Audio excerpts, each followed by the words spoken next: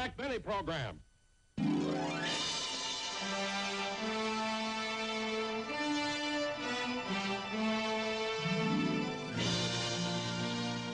Ladies and gentlemen, as many of you know, Jack Benny spent the past summer vacationing in Europe. Among the fascinating cities Jack visited was London, England. London, with its many historical bridges across the Thames. The majestic dignity of Buckingham Palace. And if you walk down Piccadilly toward Hyde Park, you'll come to the Grosvenor House. This is where our little star stayed during his visit. Hello? Oh, hello, Mary.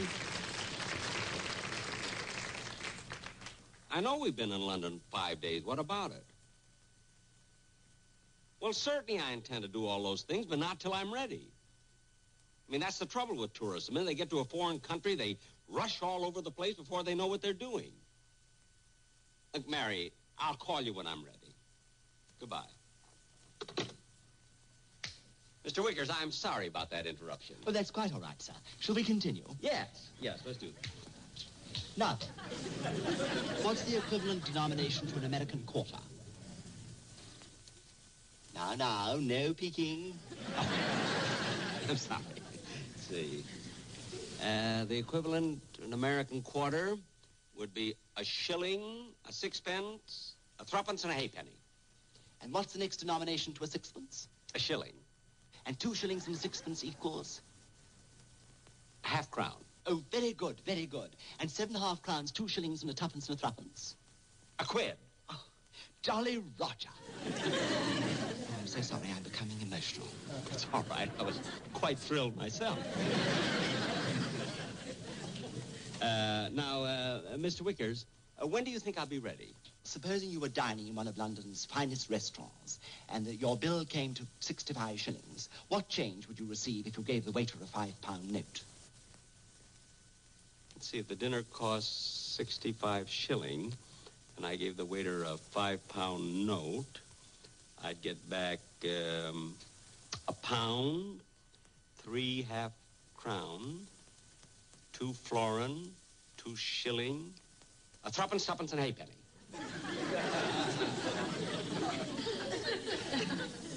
Oh, Mr. Benny, you're short a shilling. I left that for a tip. You left a shilling? Well, you told me it was a classy restaurant. Mr. Benny, you are ready.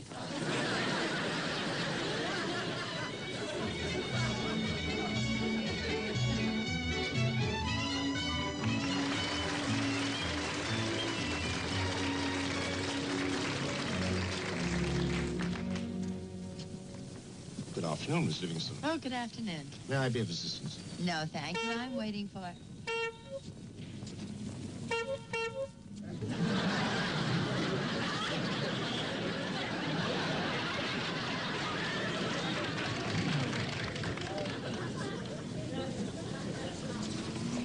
Jack, how could you hitch a ride on a bicycle? I didn't hitch a ride. I was crossing the street, the bicycle hit me, I landed in the basket, and he was coming this way anyway. But now that I'm here, you know where you want to go, and we'll be off. Well, let's go to a travel agency and join a sightseeing tour where they have a guide and everything. Okay, come on.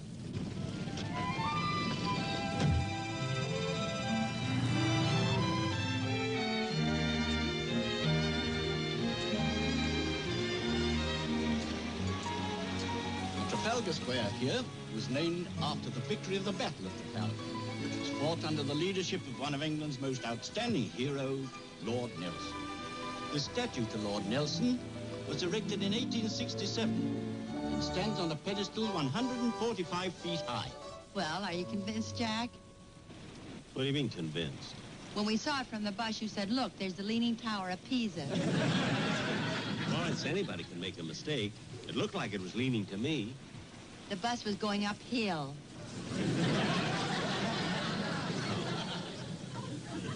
And this monument is a truly befitting memorial to one of the greatest heroes in the British Navy. I was in the Navy. Well, I was. See, I was stationed at Great Lakes. you see, and our commanding officer always And now, consulted if you'll me. kindly follow me, ladies and gentlemen.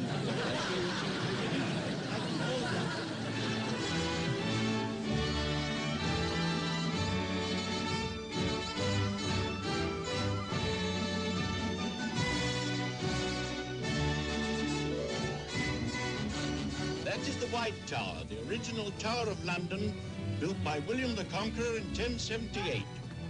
And behind us here is the Martin Tower, associated with the theft of the crown jewels by Colonel Blood in 1671. And now you will kindly follow me, ladies and gentlemen.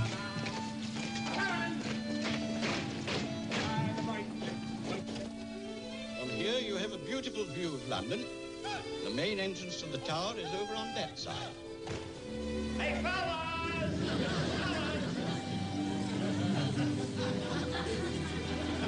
Please follow me, everybody. And these, ladies and gentlemen, are the crown jewels of England. Just step this way, please.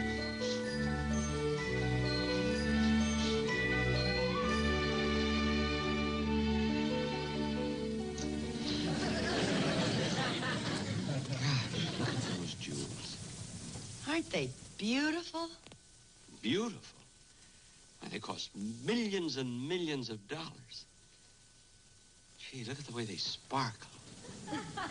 It might interest you to know that only on rare occasions do these treasures ever leave the tower.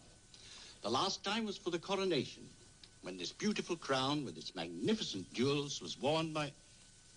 I say, Governor, would you stop panting? Your hot breath is fogging up the rubies. Oh, I'm sorry. Now that you've all seen these magnificent jewels, if you'll kindly follow me, I'll show you to the section of the tower that was once occupied by Henry VIII.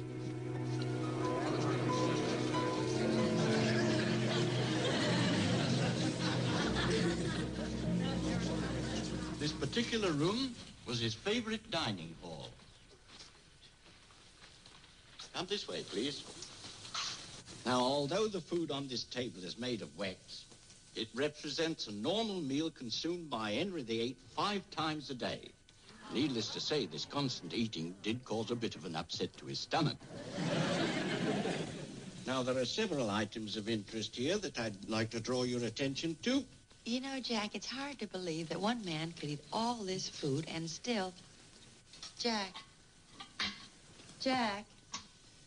Now, if you will notice Jack. on the face of this Jack. picture here,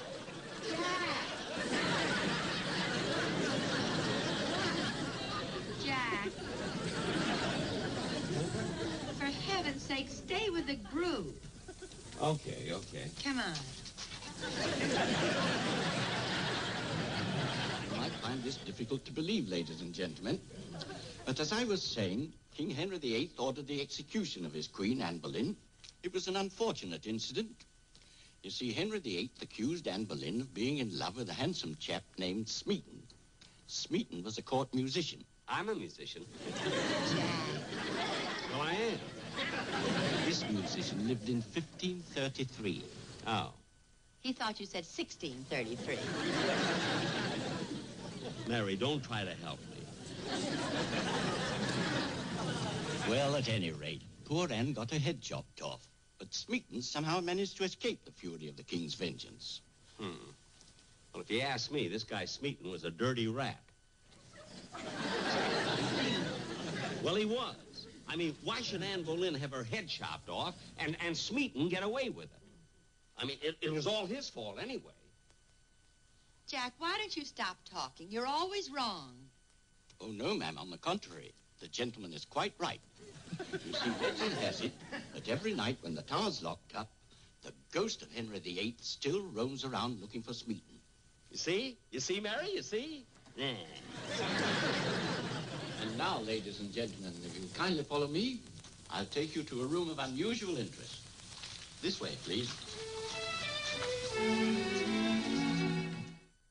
Mind your heads, please. Mind your heads.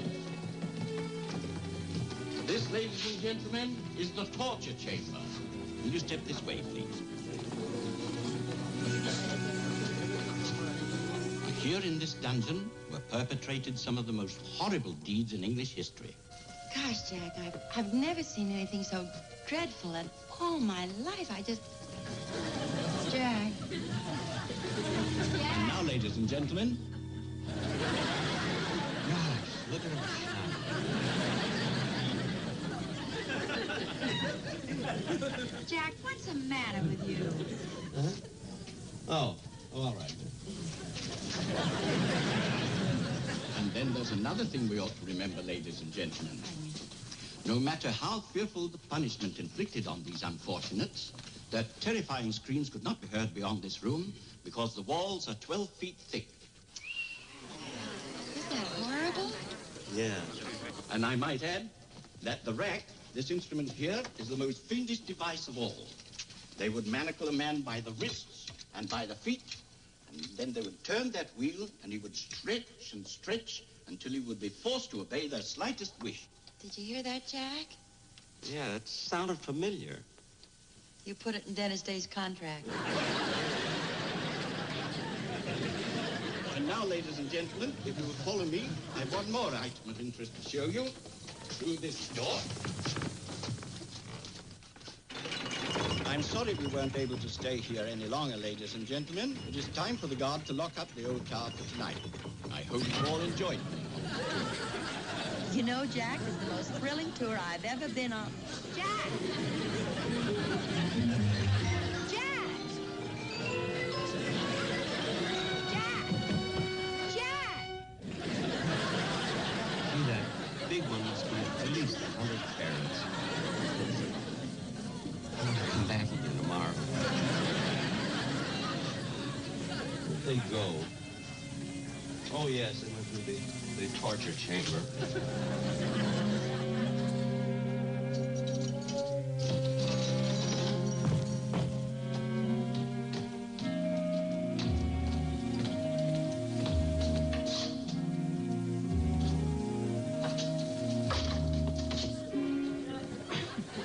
It's funny, the door is locked.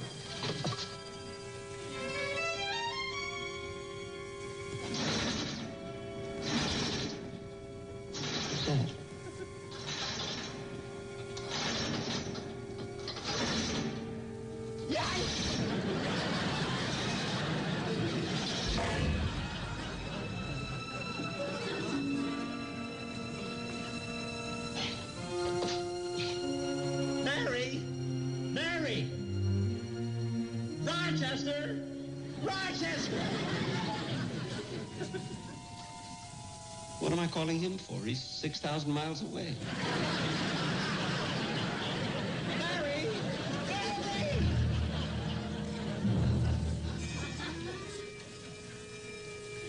Mary!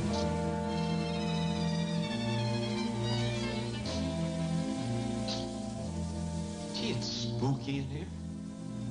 I gotta get out of here. Mary! Mary! Somebody! Somebody help!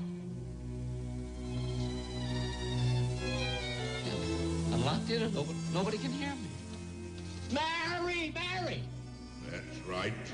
Nobody can hear you. These walls are 12 feet thick. Who said that? Who said that? I did. But I can't see you. Of course you can't see me. I am the ghost of Henry VIII. No, you're not the ghost of Henry VIII.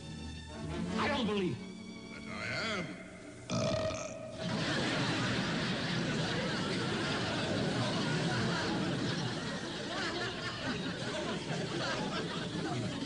Last I've got you where I want you. No. Look, I didn't do anything.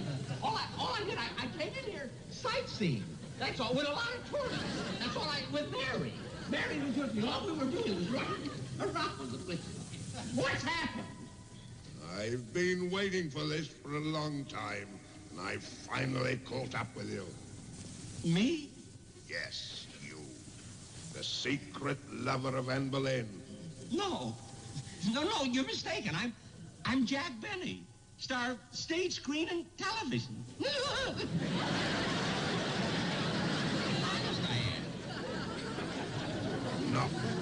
You're Smeaton. Go over to the mirror and take a look. Take a look? You're darn right I'll take a look. This is ridiculous. I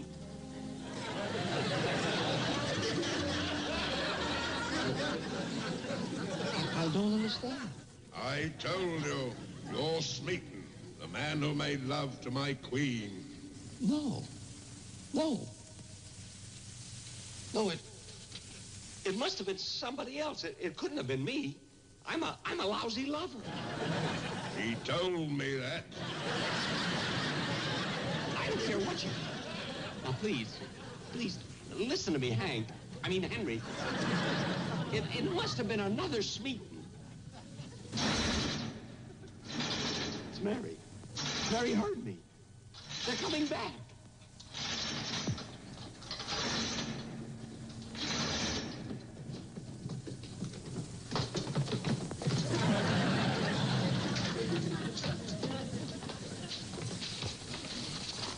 By order of His Majesty King Henry VIII, you, Smeaton, court musician and secret lover of Anne Boleyn, are hereby accused of committing the following crimes, referred to in the Royal Criminal Code as 27A.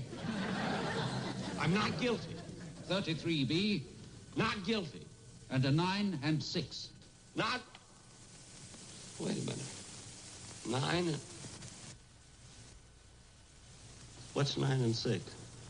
The 15.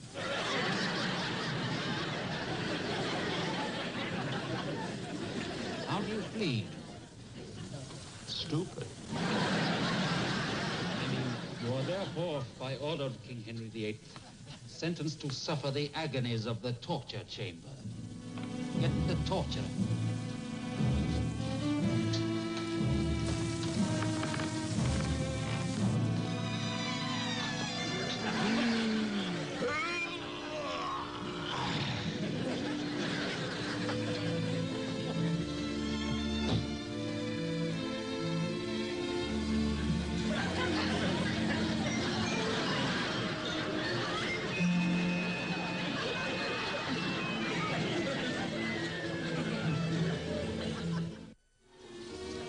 Prepare him for the rack. Wait a minute. You can't do this to me. You got the wrong Smeaton. I'm not the guy. Please, fellas, if you let me go, I'll give you each 100 gillion. What's a gillion? That was money before our time. Stretch it.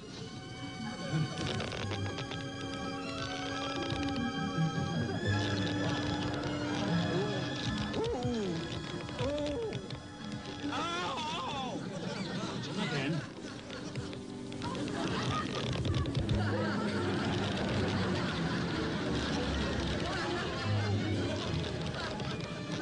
Cut me loose! Cut me loose! All right, execute. Now cut him loose.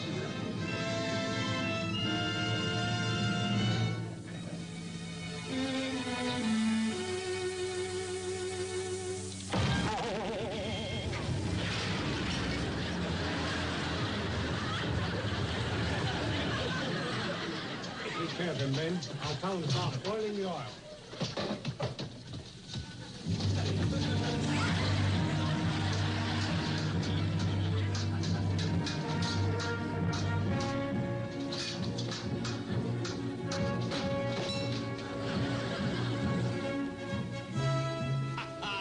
I'll give you a sporting chance.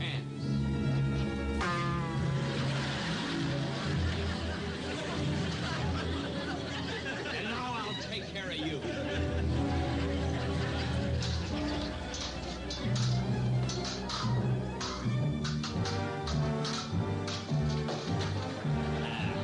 No sporting chance for you.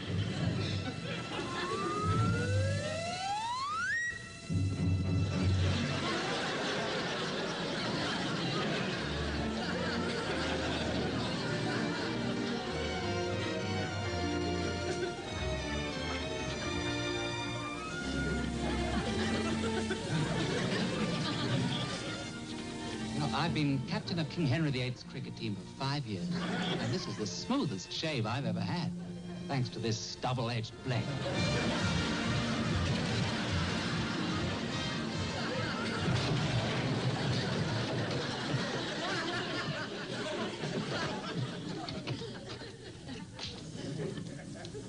Defend thyself, Smeaton.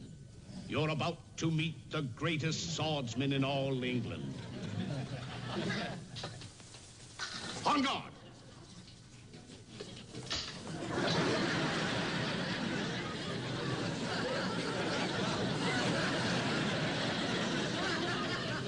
I'll get another.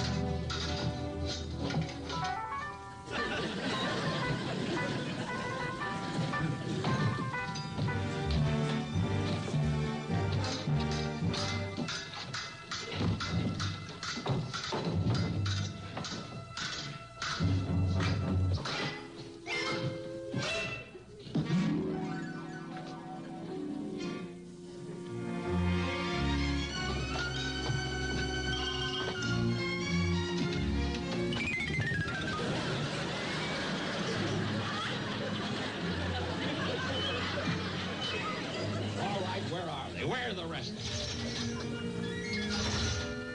Come on. Oh, there are more of you, eh? Well, enter and be killed like the rest. Ha, Anne Boleyn. You told Henry I was a lousy lover. I don't know what you're talking about. Put down that umbrella. Umbrella?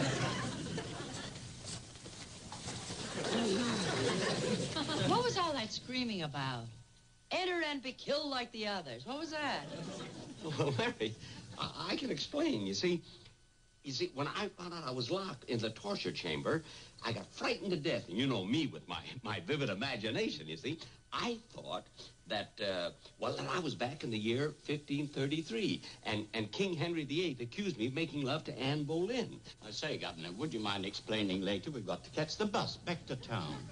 All right. Come on, Mary. All right.